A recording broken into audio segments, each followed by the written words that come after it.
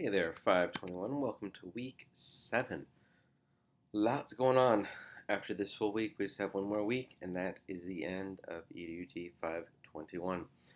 So, two stories for you this week, and then let's take a look at the assignments. So, if we actually just look at the week 7 page, which I'm assuming I'm just embedded on, you can scroll up and down right now.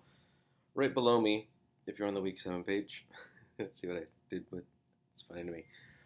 The readings and videos keeps you on track with the readings, but there's 5 videos that are powerful and fantastic, and there's some recent news.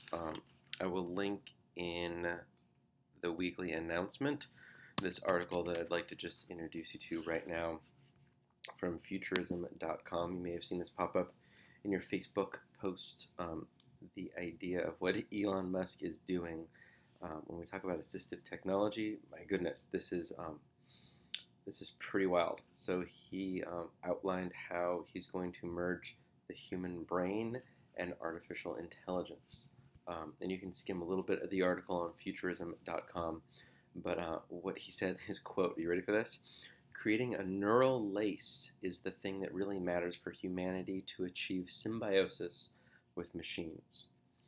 So we are much less far off than you would think we are from this actually happening. When we talk about if we take just a step further back, like for the 30,000 foot view, let's jump up to like 50,000 foot. Quick side note, if you've not looked at the new Google Earth, open up a Chrome browser, Google Earth will blow your mind. They just rebooted it, it's amazing. Start using it in your classroom. But anyway, if we jump to the 50,000 foot view, we have the idea of the singularity, where all of humanity's knowledge is instantly accessed from people. And we don't know how or what this will look like, if we're going to wear something or have contacts or what, but Musk is looking at, in this new venture, and it's called Neuralink. It's this brain-machine interface. It's crazy. Somehow it will connect with your brain, and you will be able to think and know everything right away.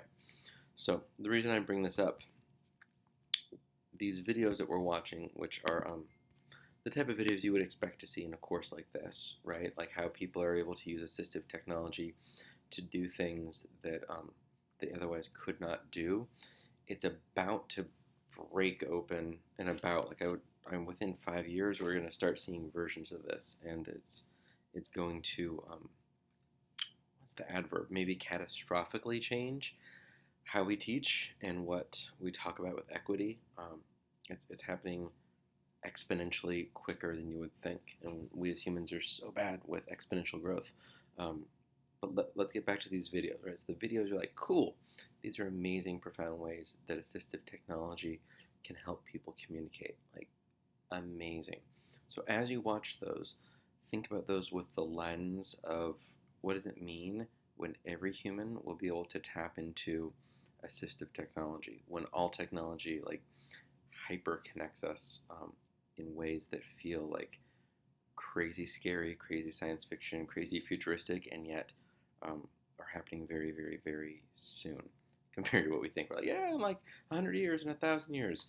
We're going to start seeing some of this super fast. So I'll link to that post. Kind of think through it with that. Let's go through a little bit. We have the discussion board. There's 2 discussion questions. There's really just one. So the second discussion question is inviting you to share assignment number 6, the Assistive Technologies presentation. So please share that. Please provide feedback to at least 2 presentations. There's kind of a script of how you can provide feedback. That's the second discussion question. So post and then 2 replies. And the post is just, here's a link to my video, or to my video, to my slide deck. And the first discussion prompt is looking at either early communication or collaboration fluency. So this brings me to my second story, which is a bit of a tangent, but I think fits in really well with this particular discussion question, and certainly with kind of the big picture of what week 7 looks like. So our school's been looking at the idea of what a satellite campus might be. We're about 20 minutes away from downtown San Jose, maybe a little bit less if you don't include parking. And we have some space at WeWork, which is like a collaborative um, office space, kind of for entrepreneurs, kind of for startups, kind of for anyone. So you can have like just kind of this open space with kind of couches and desks and high top tables and whatever. You can have kind of some dedicated office space. You can have some private rooms. You can rent out conference rooms, all kinds of really cool stuff. But they have a front desk person, so startups don't have to pay for a front desk person. The coffee's free, so it's definitely geared towards kind of the startup culture. But we're looking at that, and we thought as a school, how might we use this space to reach beyond ourselves, which I think is a really cool question for schools to ask. So today, um, I spearheaded the coordination. We had 5 students and 3 admin, including me, head down to downtown San Jose and lined up a couple interviews, and then a couple people. We just had a slide behind us on a giant screen. Just interviewed some entrepreneurs. So, how'd you become one? What's important in school? What do you think we should be doing? Kind of tips, and heard really, really cool stories. Um, and so, as we look at this discussion question, how do we find technology tools to support communication? How do we promote collaboration fluency? I think getting away from textbooks, getting away from worksheets, getting away from quiet classrooms in nice, neat rows with one person that says, I know stuff that you don't know. Um, just the school that nearly all of us went to, um, and making it more student centered. So, kind of doing the opposite of all of that. I don't expect to, and I'm not asking any of you to coordinate a visit to your local downtown to set up interviews with entrepreneurs, with students. But my goodness, the learning that happened. We only had 5 students, right? So just a quick pilot, but the ability just to collaborate together to work on these communication skills was amazing. So anytime you can create any sort of these opportunities, if you just Google even authors willing to Skype, right? Like what better way to develop fluency around collaboration, around communication, and if you're worried like, oh, I might get in trouble, so 2 things, you're not, right? And if you feel that, or if you know your administrator, site leader better than I do, which you do, go through the Common Core standards, and part of what this discussion question prompt asks you to do is pull in the Common Core standards to see how what you're doing addresses those. So yeah, it was an amazing day. It was a headache to coordinate, but once we actually got going, the whole day was just amazing. Really good conversations. See, we wrote post-it notes up here, things that they said. One student, 6th graders, were talking about. This was my favorite field trip ever. Um, I wish we could always do this in small groups. One of the entrepreneurs said, I like finding problems. One said, I'm looking at post-it notes over here, learn how to fail, and followed up with learn how to fail less. But just, the idea of like always finding problems and always being okay with failure, and just like small groups was a really big thing. So yeah, really cool lessons learned today around that.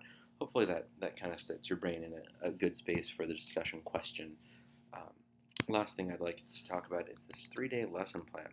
So this is a big one. This is a big, big, big one. Hopefully you've been listening to the videos where I said, get a start on the lesson plan. There's 3 big parts for this.